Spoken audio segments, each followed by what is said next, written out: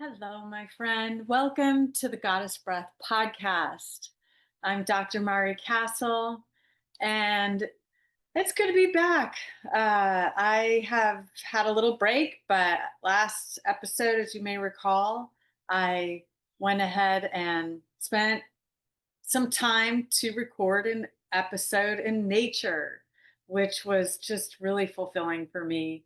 So I kind of want to come back to that at today. I want to talk about the heart of nature, and not just as a peaceful place that we go to relax, but as a living, breathing like entity, like something that teaches us about balance and about integration, or even to the extent of transformation. I'm gonna explore all of those ideas and concepts here today, and also like why nature feels good, not from a physiological, just from like the research that we know, but also energetically.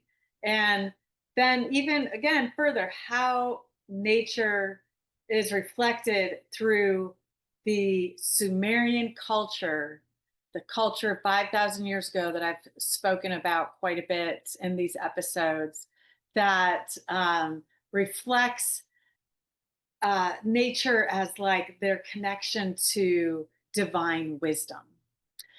So, before we do that, I want to do a breathing practice with you. And this uh, alternate nostril breathing is something I've done before in other episodes. It's very simple. If you've done any kind of yoga classes, you may already have experienced this practice, the alternate nostril breath. Why? Well, because it's one of the best practices I know that help bring inner balance, like restoration, help you kind of come back to center, be able to focus, have more clarity, all of those things. And why is that specifically? Because we're working with the right and left nostrils. And when we breathe in the one nostril, which we'll do, it goes into the side of the brain and then crosses over when we exhale. And then we breathe in that side and it crosses over and we exhale out the other side. So I hope that makes sense. If not, just enjoy it anyway if you choose to participate with me. So, yeah, just feeling centered, taking a couple of conscious, intentional breaths, and we're going to begin. And we're going to just do this a couple of minutes. You can continue to do this on your own when I keep talking. But if you haven't done it before, just go at it easy, right? So I'll only do a couple of minutes with you just so you get the gist of it. Okay. So we're going to begin with the left nostril, and we're going to close the right. It's opposite as a mirror for you, but this is where I'm at. So I'm breathing in through the left nostril, and then I'm closing that nostril and I'm breathing out through the right. Nice and slow. And then I'm going to breathe in, close, out. In, close, out. Again, in, close, out. And then you close your eyes. Feels right if you haven't already. Close that nostril, breathe out. Breathe in, close, breathe out.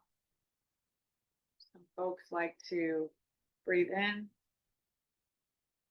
to use one hand, close, out,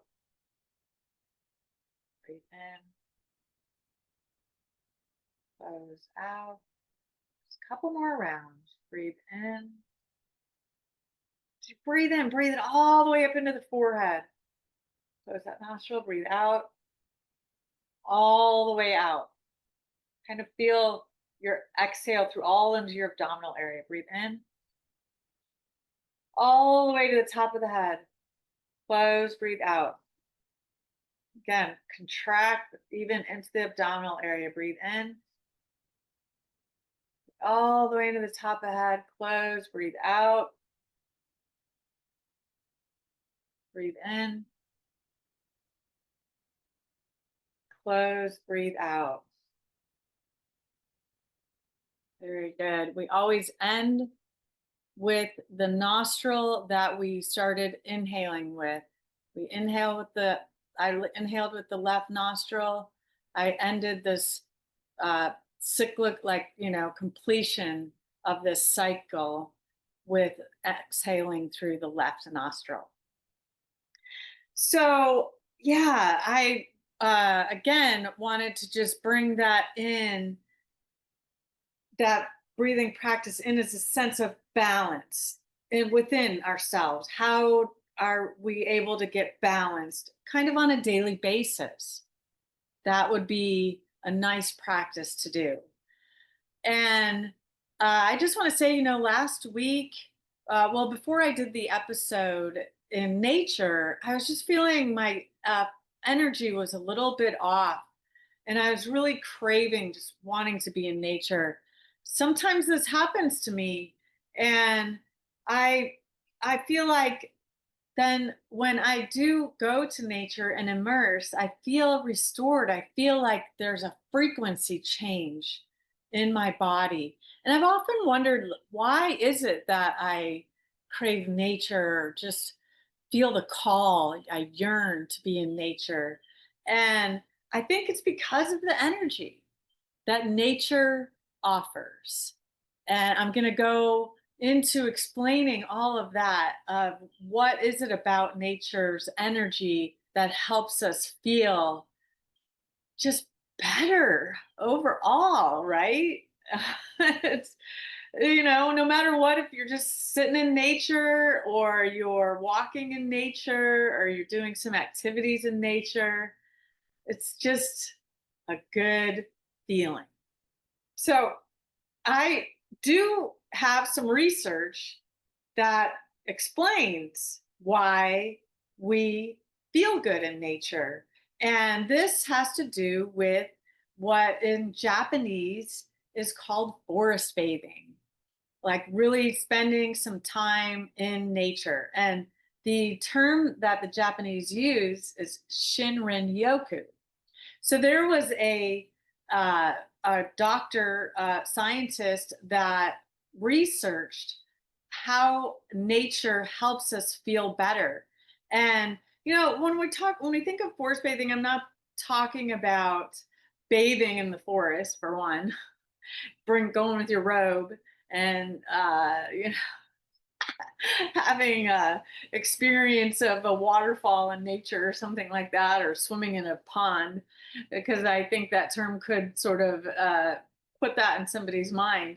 But it's not having to do with even having to do anything.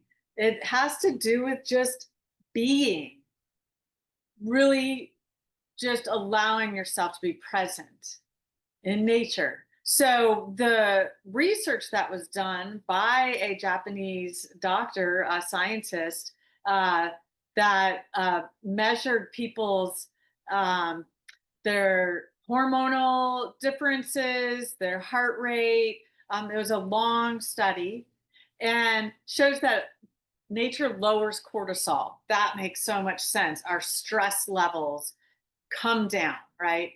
It increases our immune function. It boosts our immune, because why? Our energy feels open. We feel more at ease. Everything's flowing. We're not tense. And then therein, this helps us improve our sleep, but sleep soundly, sleep restfully. And in that regard, then we are restoring all of the imbalances that might be happening in our body, especially the hormonal imbalances. So we can say that nature literally restores the body physiologically, but there's more to it than that. And then this has to do with what's called phy- phytoncides, phytoncides. This is like the smells, the sight, the hearing, has to do with our senses. And then we are able to like take in those different scents of nature, either pine or different wood smells. We're able to take in the fractal scenery that is really calming for us in our visual perspective. And we're also able to take in the sounds of birds, of nature, any sounds. Last week, when I did my episode, I heard a loud thundering storm. And that was a little, oh, okay, I need to pay attention. But it also felt really good. It was like, oh, I just love that sound of thunder, right? It's something to it. And the rain even can have just an amazing soothing sound. I've often said I love the rain. I love the smell of rain, the sound of rain. And if you ever go just let nature's rain pour on you, that feels so amazing. But then, we think about nature's rhythms too, because nature is cyclical. Nature's kind of at its own pace, right? It's sort of slows down. And also, most important is nature is coherent. And what I mean by coherent is that nature is working as a unified whole. Nature's always in a state of being coherent, unified, operating together, even if it looks like paradoxical spectrums are happening there, like opposite extremes, like death and rebirth or something. We see this always in nature, where one tree limb may completely dead and the other one is thriving. So I'd like to now kind of refer to what I mean with that sense of unified whole or coherence in reference to the masculine and feminine energy. So I often talk about this as well. And we're not talking about the male and female, we're talking about masculine energies, for example, in nature, is the sun, is light. We're referring to like the yin yang or the Tao, if you're staying with me. Nature, an example, shows the masculine aspects through wind, through the mountains, through looking out at the mountains, the peak of the mountain, trees, kind of as like a canopy, as our protector, even. And then from a feminine perspective, we think of the planetary moon as feminine. Like this is part of nature. Our cosmos are part of nature. Uh, the earth, water. And when I think of going back to earth, I think of like the soil, the dirt, the darkness, the water is unconscious. That's part of the feminine energies within us or that we can experience in our daily life.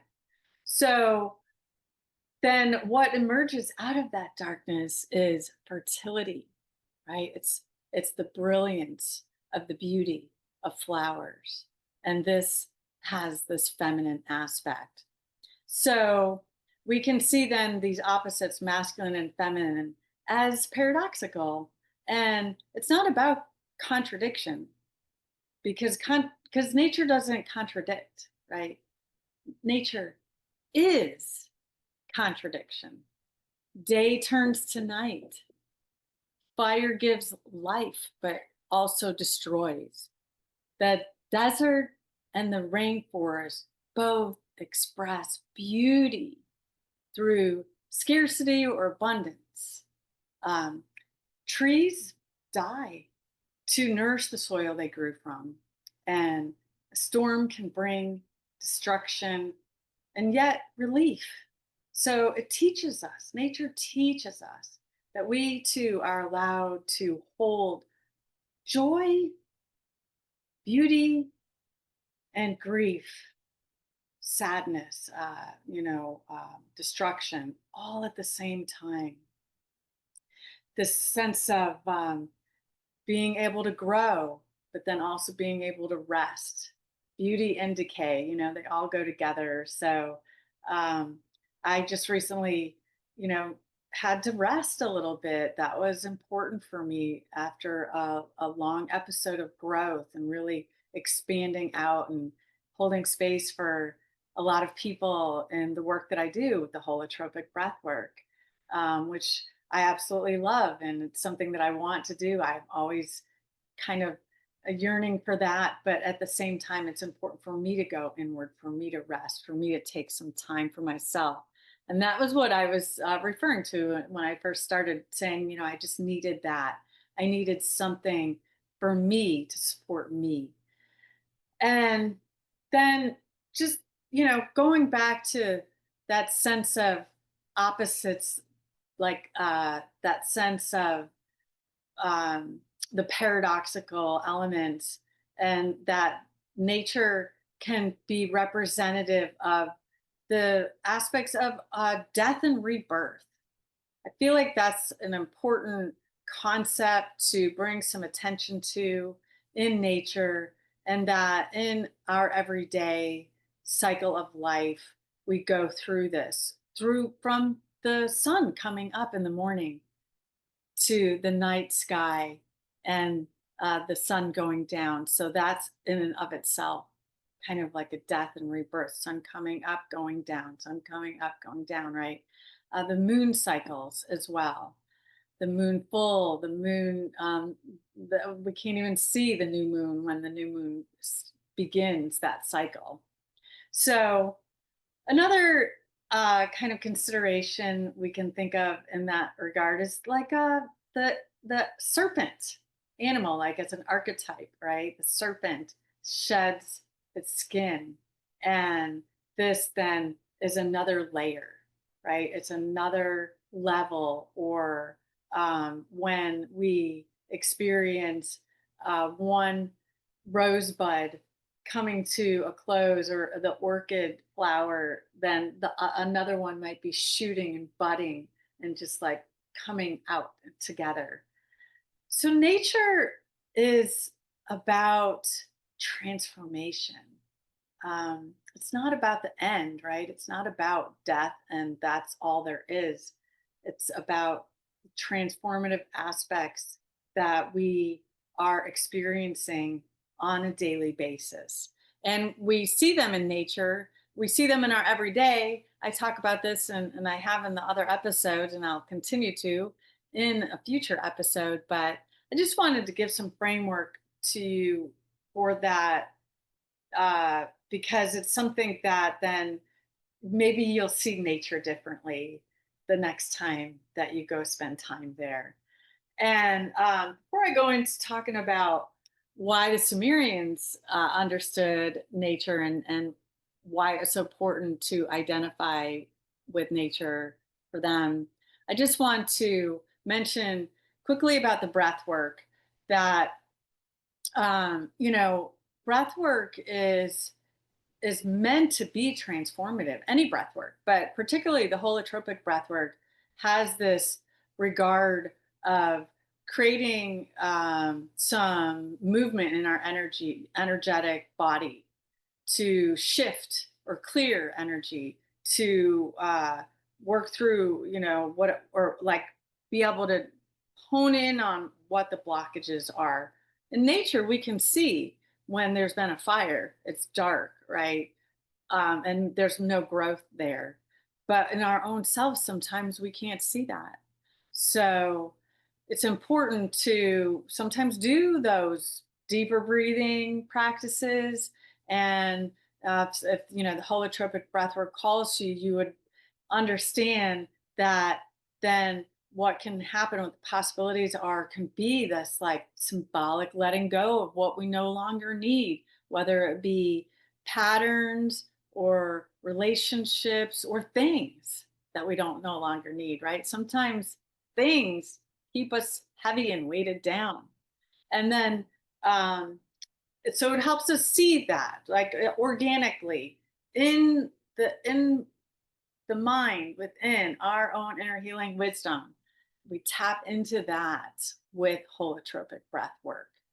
And then we're able to also just feel really relaxed, really present, sometimes super inspired and creative, like fertility, like those blossoms that are shooting forth that we see in flowers and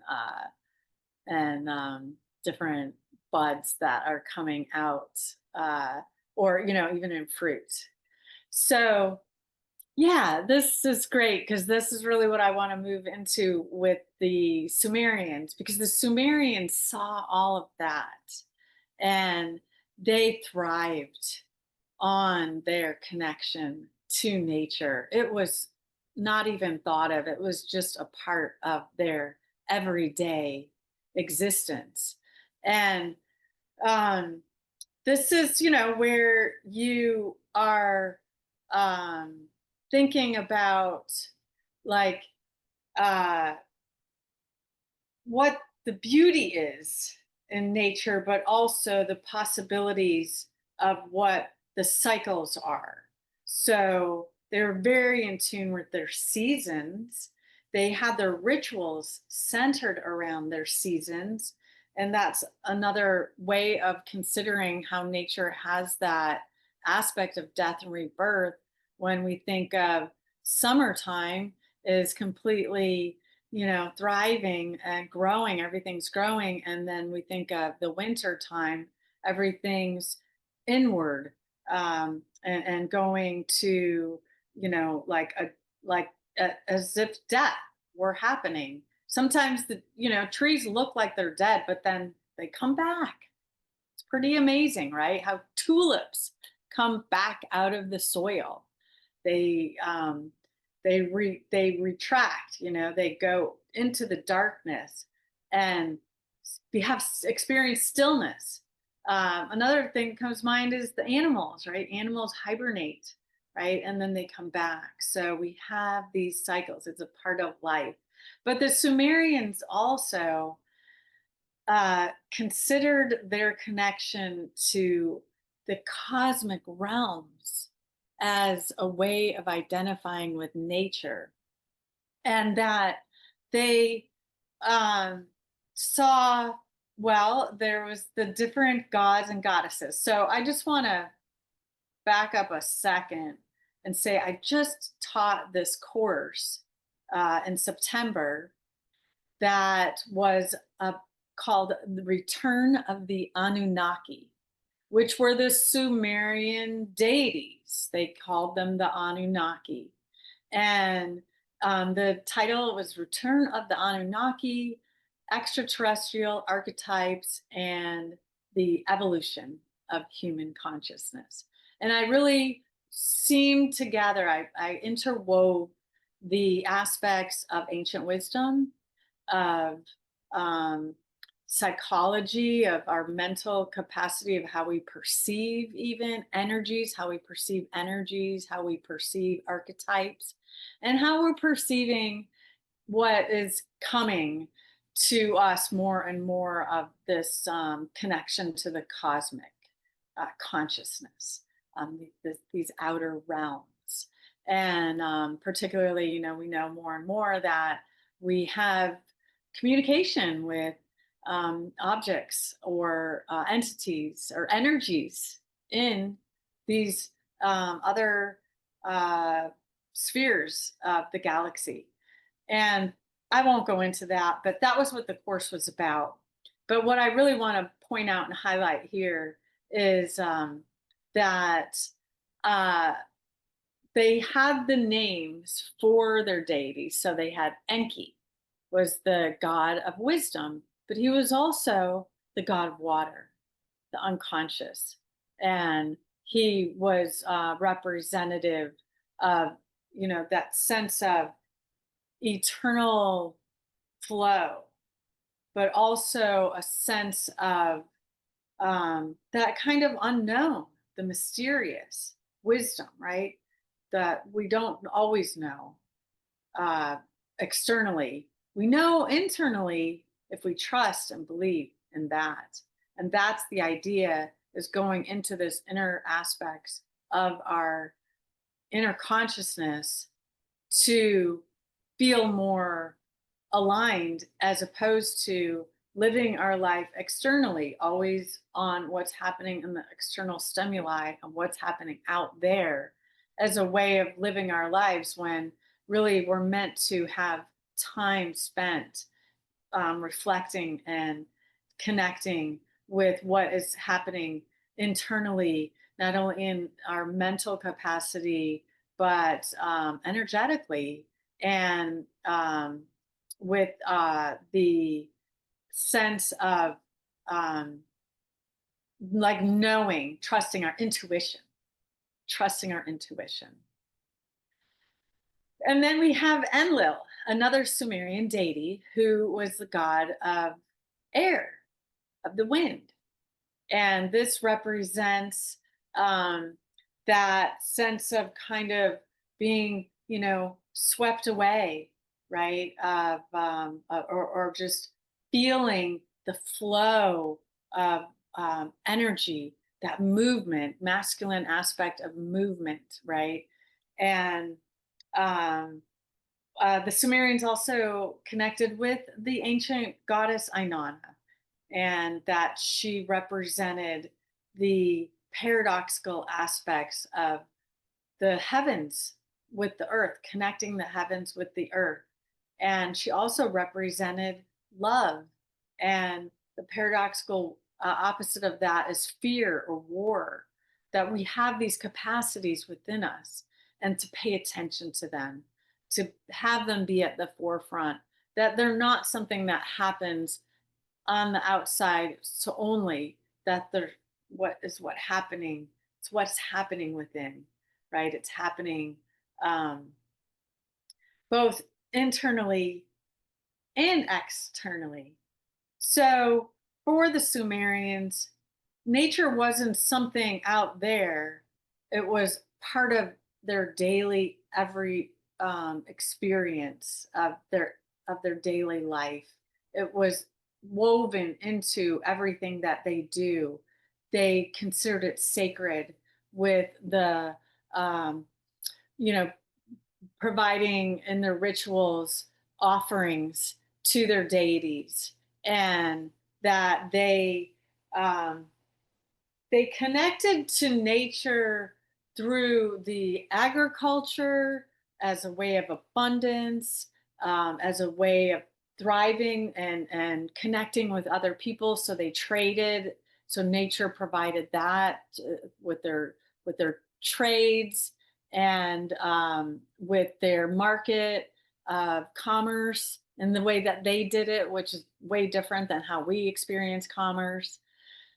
And yeah, I mean, so much can be said about that, which is what I'm going to do, is go into that in another episode with you. But what I want you to think about is the aspect for yourself. I want you to think about, you know, what parts of yourself or times in your life have you felt like um you're kind of gonna uh kind of, like think of like how nature can be destructive, and like a tornado, and you're just like, or like fire, right, where you're just like, it takes away, let go, lets you go, no, it lets go what you no longer need.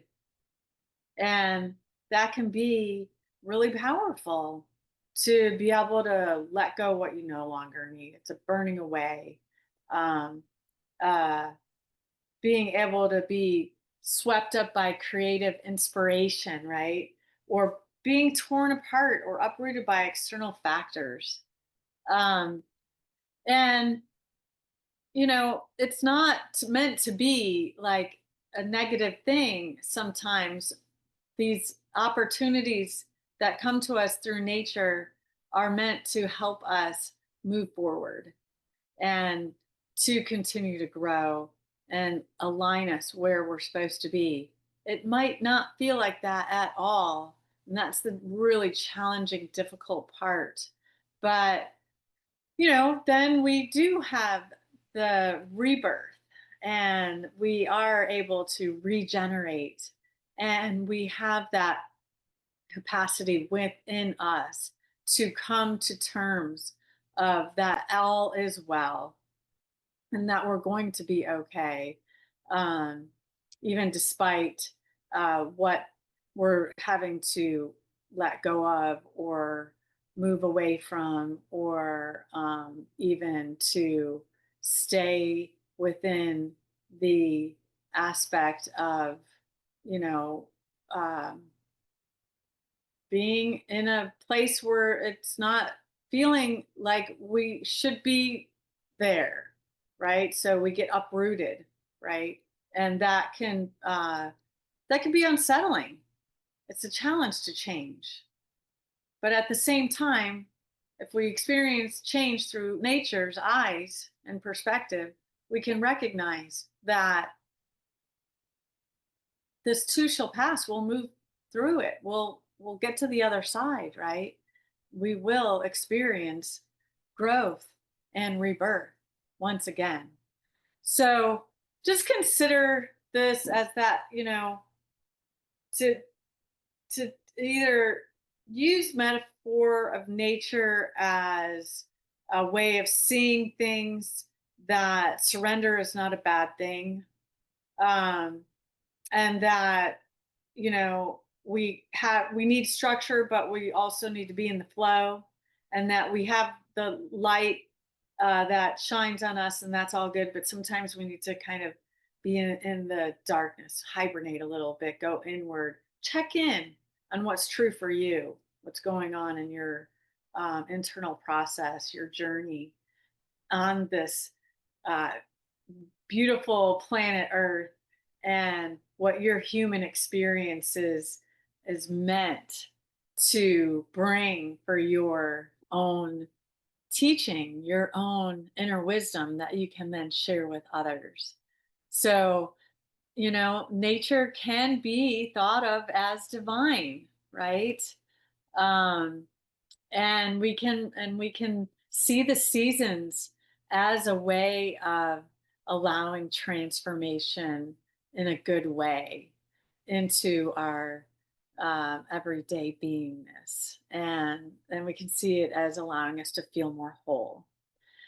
So I will say a little bit more again, referring to the Sumerians in the next episode, and because I want to point closely to my background of my dissertation when I was taking my um, PhD program, and I was studying the Sumerians, and I got a little hung up on the Epic of Gilgamesh, King Gilgamesh, the masculine hero, who the Sumerians regarded as a tyrant. And there's a lot of reasons why that is, and it's all based on perspective and reality when you think about it. But that Gilgamesh can be seen in our present day, um, in many different ways.